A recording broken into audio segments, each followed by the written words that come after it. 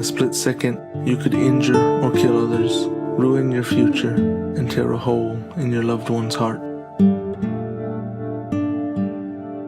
On Friday, September 16th, Hayden Ute's life was changed forever. He was struck by a driver under the influence of alcohol and methamphetamine. His family is now willing to share their story. Him and my daughter, Deja, went to go up the road. They saw smoke. My daughter was riding a scooter and he was riding his new bike. They get about halfway up and this woman comes flying out of the borrow pit and intentionally swerves toward my nephew and my daughter. I get there and he's not breathing. He had a pretty big knot on his head and you could tell his chest was swollen. I didn't want to do any kind of compressions on him. He was already hurt and I just breathed into his mouth as hard as I could 3 times and finally caught his breath. Painful. It was a process. They were down in Denver at the Children's Hospital for a little over 2 months. The first night we thought we were going to lose him. His pressure in his brain was swollen so bad. They had to put a monitor in there, release some of that pressure. He was just broken. He had his separated and broken pelvis.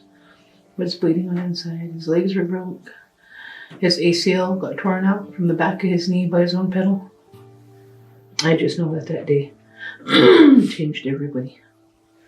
Probably forever. It's not fair to the kids. It's not fair to, not even just the kids, it's not fair to anybody. A lot of people die on the actions of someone else. Then we're left to deal with what's left of our emotion. He's still here. We're lucky. From here on out, anything, he can't play sports. He can't do nothing but follow his grandma around. That's his best friend. We need to heal. We still haven't fully healed.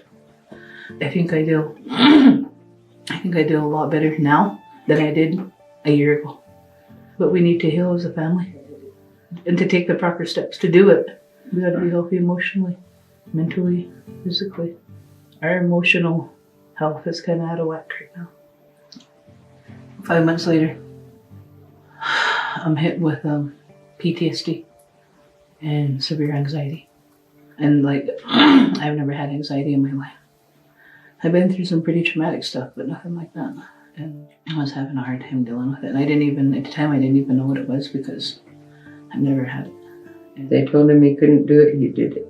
He did it. Now if he'd ever be able to straighten out his leg, I told him he couldn't, so he did.